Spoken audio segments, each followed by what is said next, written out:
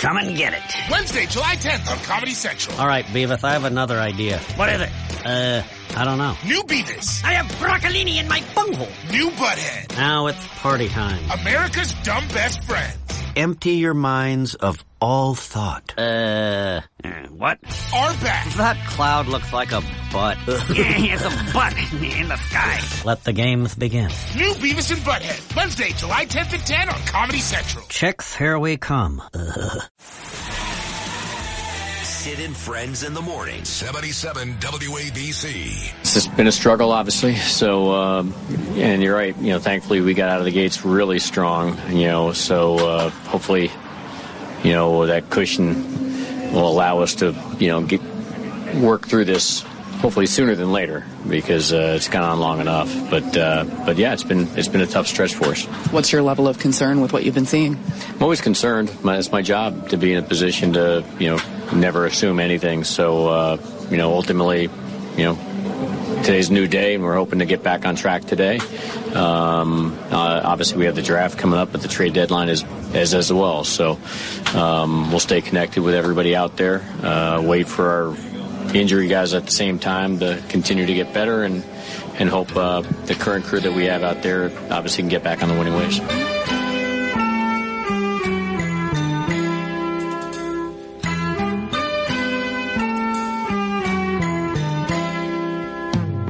See the curtains hanging in the window in the evening on a Friday night.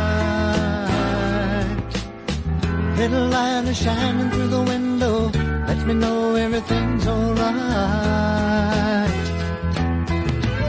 Summer breeze makes me feel fine, blowing through the jasmine in my mind. That right there, Yankee GM Brian Cashman, both the Yankee GM Cashman and the owner House Steinbrenner showed up at the Yankees-Rays game last night. Concerned, obviously, the Yankees at one point, after 72 games, had 50 wins. They were the best team in baseball. Since then, they've been the worst team in baseball. Literally. Standings-wise, the worst team in baseball. So Cashman and Steinbrenner both in Tampa last night. Didn't matter. Yankees lost again. And the Red Sox don't look now. They won again last night.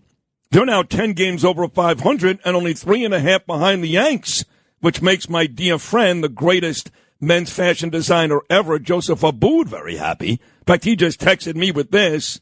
To this day, when a ball bangs off the green monster and leaves an indentation, they call them dimples. They will not call them dents. LOL. P.S. was at Fenway last night, so with that said, here he is, Mr. Dent, my friend, the great Bucky Dent down in Florida. Bucky, good morning, buddy. How are you?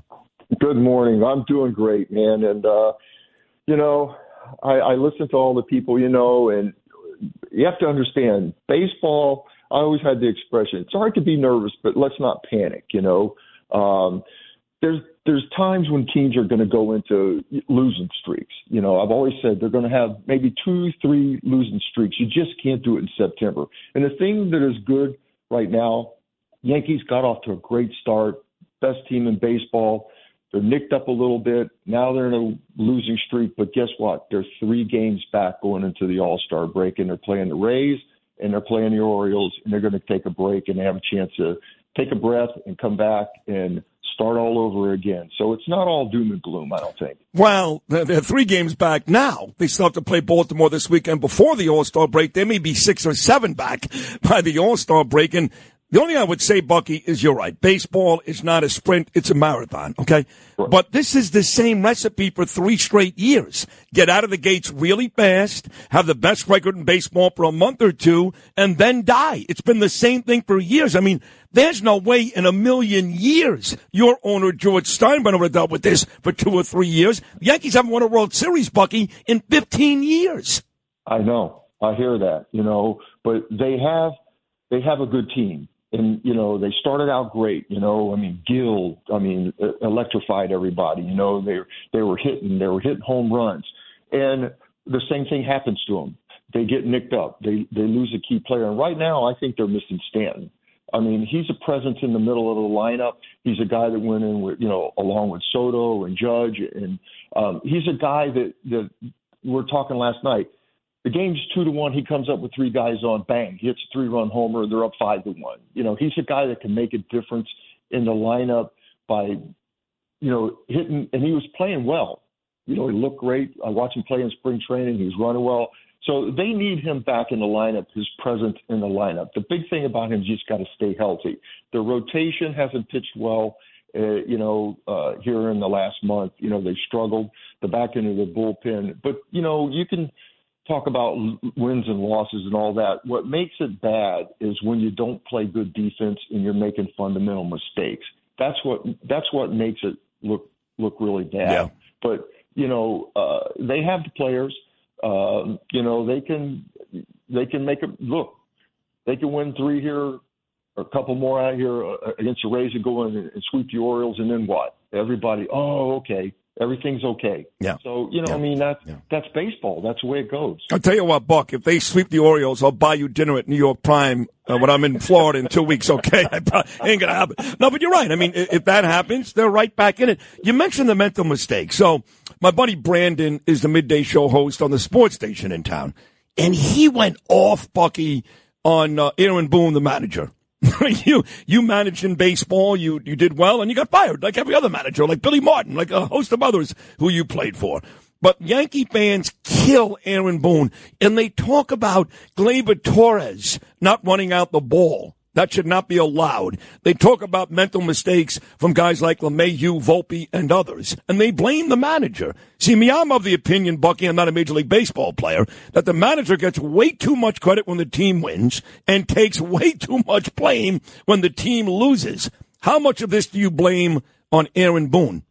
Well, if a guy's not hustling, and he's not running hard, that's a different story. I mean, then you got to say, hey, you need to sit down and watch a few games or something, but, mental mistakes, like Volpe not running through the plate, on a guy getting in a rundown and LeMahieu not causing a rundown, those are just mental mistakes that you're taught when you're really basically playing in Little League, what to do, so those are things that I'm talking about that are glaring, when you're losing. When you're playing well, nobody really takes it to heart. You don't care.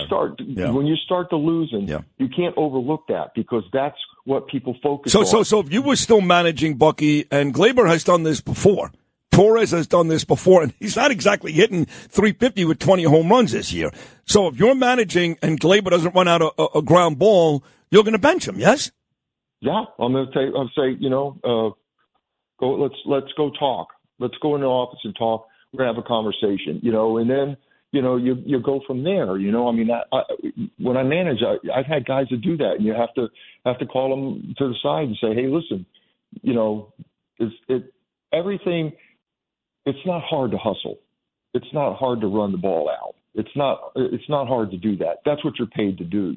So when that starts to happen, then you have to take some action. And but those are the things that make this losing streak really look bad, is that when the fundamentals go south and then, you got people that aren't doing, you're not playing good defense, that makes it tough. That's what people start to focus on, and that's what's happened. Well, then you got to talk about the players. Are they good enough defensively? Do they have enough guys that take enough pitches? We know that Soto is great. We know that Stanton is more than effective when he's out there. Judge is the best player in baseball. But what about the rest of that Yankee lineup? I mean, the Mets are winning games because 5 through 9 they're getting production. Yankees get very little of that. So that does beg the question, Bucky Dent. What about the GM? I love Brian. I know him personally. He's a great guy. He's had a lot of success, but he hasn't won a World Series in 15 years. And it looks like the Yankees are going south again.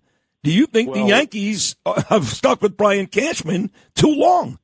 Well, that's not my decision. That's the higher up decision, but, you look at the bottom of their lineup, and here's the thing, is what happens is, the Yankees sometimes they get in these ruts where they just stand still. You got a guy on first and third, and you get afraid to start the runner at first base because if the guy strikes out, you're going to throw him out the second. Well, what's the difference if you start the runner and the guy hits a ground ball, or you don't start him and he hits a ground ball into double play? So right. I think sometimes you got to start to create certain things. Look at the beginning of the year. Volpe was leading off. He was getting on base, stealing bases. That creates excitement. It gets guys, excited. And right now they're in a standstill mood. You watch them and they, first and third or first and second, double play, ground ball, double play. It flattens you out. Do something different. Try to force some things to make the defense move around. That's my opinion. That's what I would try to do, is I would try to start the runners and create some movement so that, you're just not standing base to base. This is the old-time Yankee great, my dear friend, one of the nicest people you'll ever meet, and still really handsome, Bucky Dent. And I thought about you last week. The Yankees were playing the Reds. And just to go back into history, the Yankees played the Reds in the 76 World Series, and the Yankees got swept. And George Steinbrenner was not happy that they made the World Series. He was embarrassed they got swept. And that offseason, he added a couple of guys. One was a guy named Reggie Jackson. The other was you. And then the next 2 years, in 77 and 78, you guys won both of those World Series in beating Tommy Lasorda and the Dodgers. So what was it like, Bucky, the day you found out you were leaving the White Sox in Chicago to go to the Bronx and become a New York Yankee? Ecstatic. The Yankees were my team. They're always my team. They're a team that I fell in love with when I was 10 years old, Mickey Mantle. So when I got traded to the New York Yankees, last day of spring training, I was really excited. I'm going from a team that we lost almost 100 games to a team just came out of the World Series and a team that I loved. And, I love playing in New York, playing with the guys that I play with. The other thing is, those guys were tough mentally. They had grit, they didn't accept losing. They got beat in the World Series a year before. Well, their mentality the next year was even tougher. Well, when you mean guys like Thurman Munson, Greg Nettles, those guys, right? Yeah, Lou Piniella, Nettles, Munson, Reggie, we had great guys, Catfish, Guidry, Gossage. Well, he didn't come over until 78, but they had a mentality that you're not going to beat us, and really, here's the other thing that I always say. The manager doesn't have to do it all as far as, hey, saying something. If you did something wrong and you went in the dugout, you can bet your rear end that somebody was going to say something to you, whether it was Nettles, whether it was Munson or Piniella, somebody was going to say something to you about what you did wrong. All right, and that caused a lot of the issues. That's why the Bronx was on fire, yelling back and forth, Reggie, Billy, Thurman, all you guys, and people saw that as chaos. It may have been chaos. Dallas Cowboys did the same thing, and they won Super Bowls. So there is something to that. Yeah, I've always said, the manager doesn't always have to do the dirty work. There are some guys on a team that, that have enough presence to walk over to somebody and say, what are you doing? If you can't run the ball out, then maybe you just go sit down over here and watch. Somebody other than the manager needs to step up and say something, yep. At a time when something like that happens. The manager doesn't have to do it all the Agreed. time. So the summer of 77, Bucky, was a wild time here in New York, Right now, things are worse. I know you live in Boca, but I know you get to New York a lot. And you may not say this. I'll say it for you. You see what a disaster the city has become. And it's sad. The mayor sucks. The governor sucks. New York is completely falling apart. But 77 was a wild summer when you consider we had the blackout. We had the son of Sam going around town killing young people. And then the Yanks. Reggie Jackson, 3 home runs off 3 different Dodger pitchers in one World Series game. So I know your summer was the summer of 78 when you hit the home run to beat the Red Sox. And you, Bucky, you won the World Series MVP in 78. So that was your summer. But tell me about your first summer in New York, 1977. Scary. It was scary. I came from Chicago, which was a big city, which, going from the big city to New York was, it was not a real big change other than Son of Sam and scaring everybody. But what happened with the Yankees, that year, it was the first time they had won in a long time, and it electrified the city. Everybody felt good about themselves again. They weren't talking about they were talking about the Yankees and Reggie Jackson hitting 3 home runs in the last game of the World Series, and that's what they need. They need the Yankees to do that again.